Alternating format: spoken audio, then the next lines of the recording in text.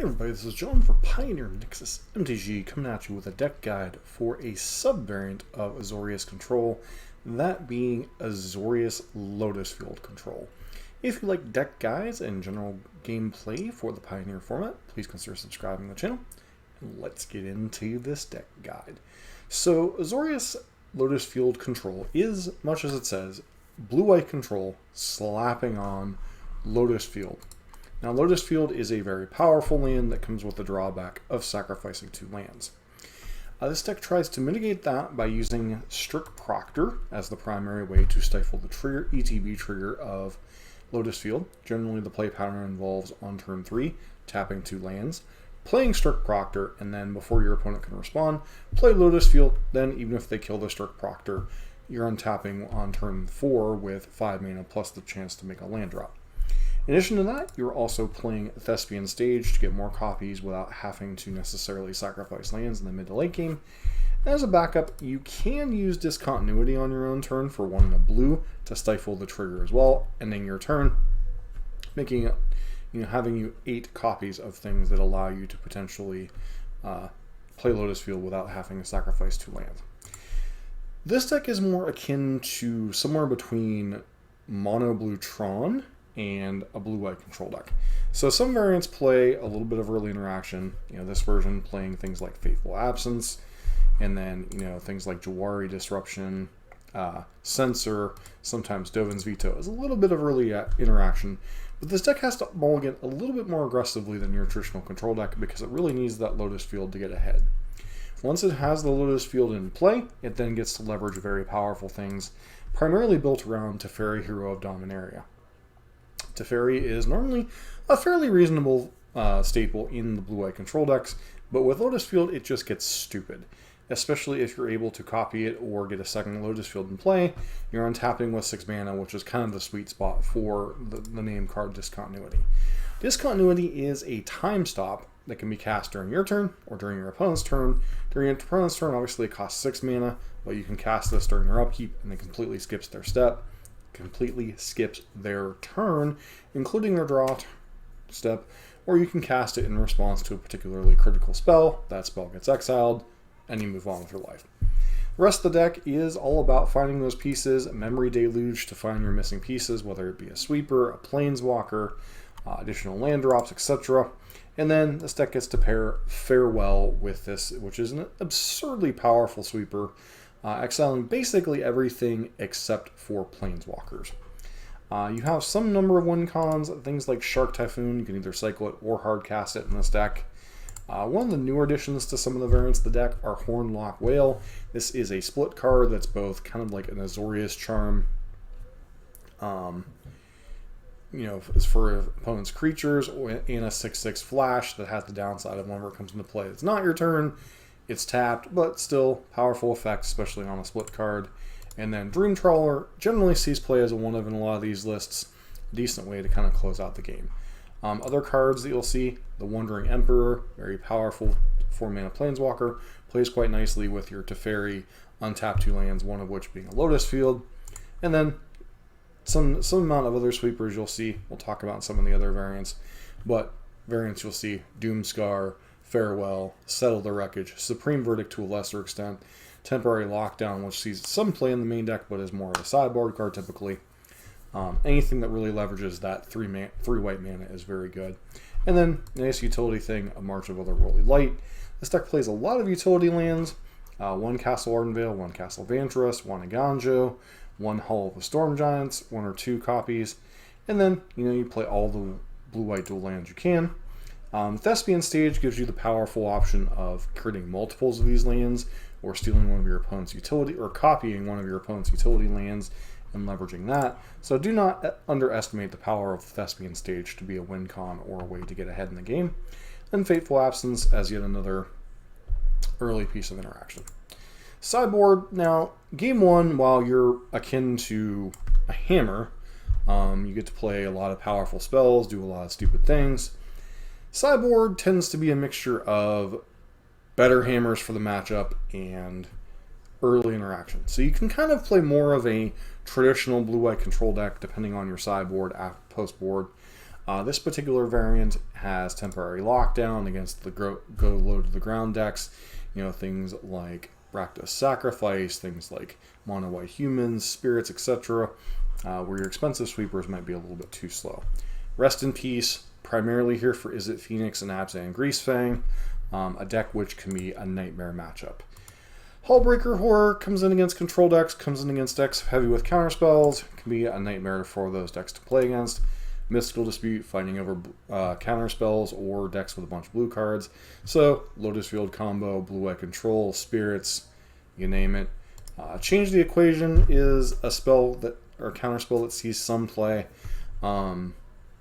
It's decent against low-to-the-ground decks, you know, like spirits, humans, etc., but it really excels against decks like mono green or some type of red aggro variant, as it hits pretty much every spell in their deck that isn't colorless. Narset's Reversal primarily says counter target Thought Distortion or count target Storm the Festival, copy it. But you can also use it to counter and Uno reverse the Thoughtseize, you know, those kind of things. Definitely different things you can do with this. You can also fight over counter spells, etc. It's a very versatile card, but is a little bit awkward with the double blue sometimes to hold up. Thought Distortion. This clears the way in the control mirror and against things like Lotus Field combo, anything that's heavily reliant on non-creature spells. Also exiles the graveyard in the process. And then 3 copies of Dovin's Veto when you just need a negate to fight over things, whether it be against combo or control. Then Dragonlord Dromoka, you'll see this floating around in a lot of the sideboards. Unfortunately, it's not legal in Explorer, but very powerful in Pioneer. It's both a silence, very good against decks like Spirits, very good against Racing Situation, and supplements Dream Trawler quite nicely in a lot of matchups.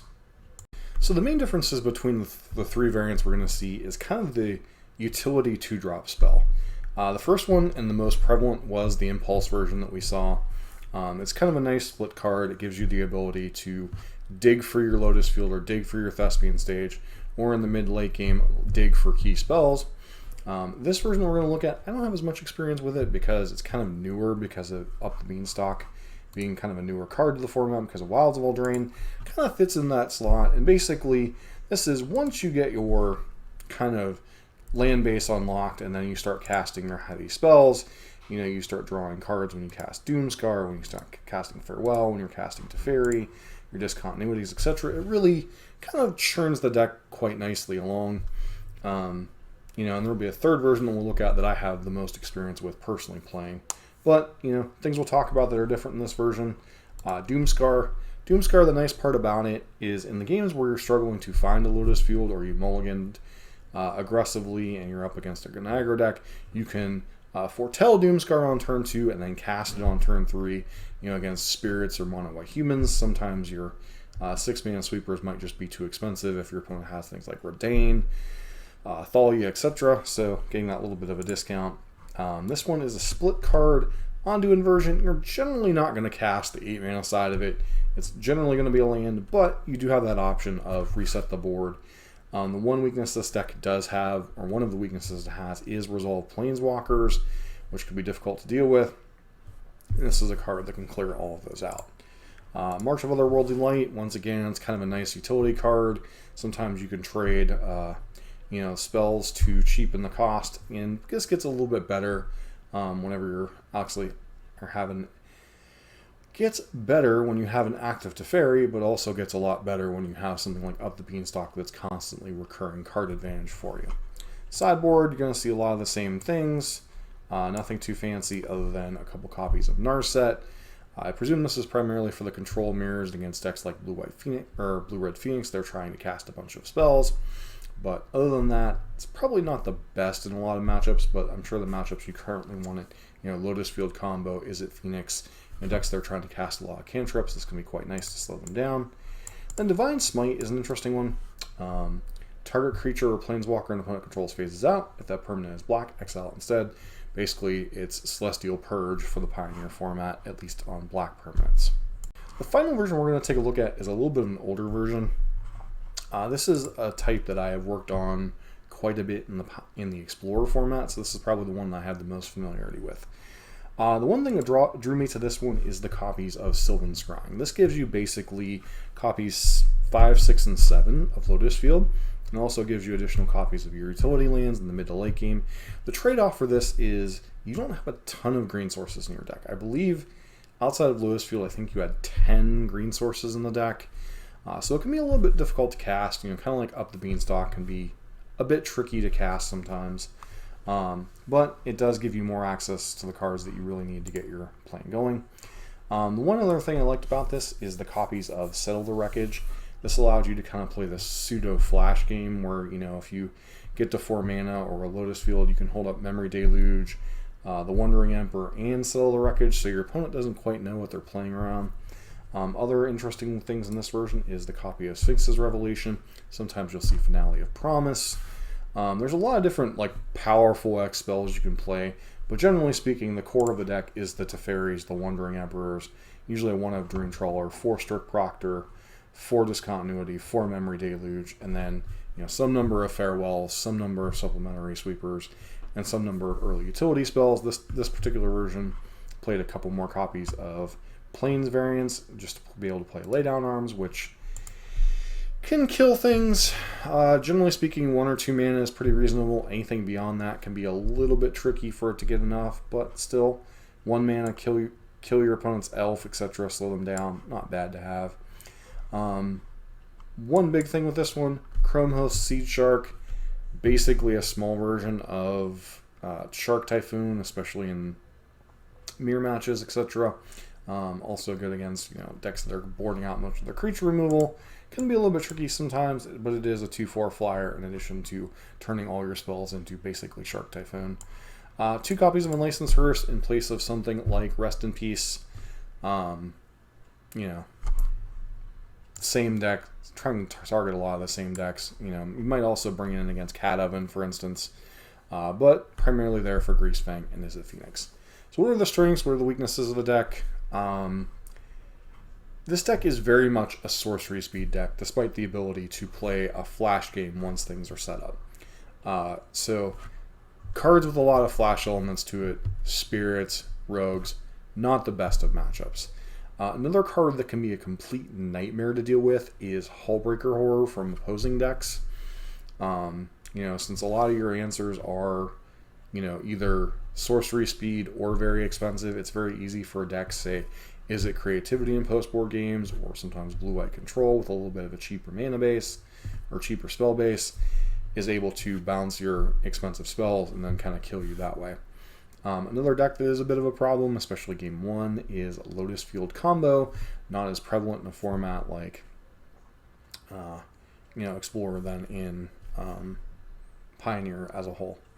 As far as the future of the deck, I think there is still a little bit of room to explore with the deck. Obviously, there's no consensus on if Impulse was better or Sylvan Scrying. Impulse generally saw more play. I think with the inclusion of Up the Beanstalk, it is possible that there might be a Yorion version that can exist out there. Now, while adding 20 cards does dilute your ability to find one of your 4 copies of Lotus Field, if you're in a version that's 4 copies of Lotus Field, 4 copies of Sylvan Scrying, 4 copies of Up the Beanstalk, and then pair it with, say, temporary lockdowns or whatever, maybe even Omen of the Sea, you could maybe get enough of a critical mass that you have enough ETBs with Yorion that it might be worth it. But as to which of the 3 variants is the best, Impulse is kind of the default version. Up the Beanstalk is newer, a little bit untested, but seems pretty decent if you can get the mana base to work right. And then the Sylvan Scrying version I found enjoyable, but you do have this trade-off of you have more copies of your Lotus Field, but you have less of a reliable mid-game. Being able to, you'd be drawing a Sylvan Scrying when you want to be drawing an Impulse to dig towards a Teferi or a Memory Deluge, etc. So that's a lot of cards. This deck does a lot of things. It's very good against the mid-range decks. It tends to struggle against heavy counterspell-based decks and against spell-based combo. The aggro decks are a little bit shaky. You can kind of fix it with things like Ether Gust and Temporary Lockdown. Mono Green is very much kind of Karn or not. If they don't have Karn, Farewell can be quite devastating. If they have Karn, they have a lot more play. They can Stone Brain your key spell, they can Stone Brain your Lotus Fields, or they can just Damping Sphere you. So there's a lot of things they can do, but the nice thing about this deck is, especially with the heavier green splashes, is you get access to both Passages and Otawaru as, kind of pseudo answers to those things. Once again, you get to leverage Thespian Stage, stealing your opponent's win cons from their land bases, or making more copies of your Hall of the Storm Giants, or Castle Vantresses, or Castle Ardenvales. So you literally can just win with your land sometimes, especially I played a really weird matchup that you'll see later on the channel where I played against Dimir Rogue Extraction. Basically had like every single extraction effect you could think of. The End, the blue-black one, Necromentia, I think they played Test of Talents as well. So it was literally like they were trying to like extract every single win con we got. And we ended up winning this weird game 3 with a, copying their Hall of the Storm Giants and beating them down with it.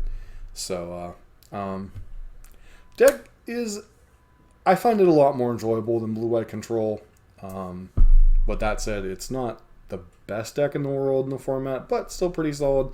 Has a lot of options, especially when you're playing that 3-color mana base, or that, basically 5-color mana base with Lotus Field. You run things like Nib Mizzet in the sideboard, the Big Angels, etc. So, definitely a deck with a lot of room for customization. I have a lot more gameplay of it on the Explorer channel, the MTG, or the Arena Nexus MTG channel, which it will be in the same playlist as this. It'll be in the Azorius Lotus Field playlist if you want to check out some gameplay, besides the stream I did a couple months ago and the Quick Hits video that'll be coming out later this week. So, if you like Azorius Lotus Field Control, or just Pioneer in general, don't forget to like, comment, subscribe. Hope to see you for our next video.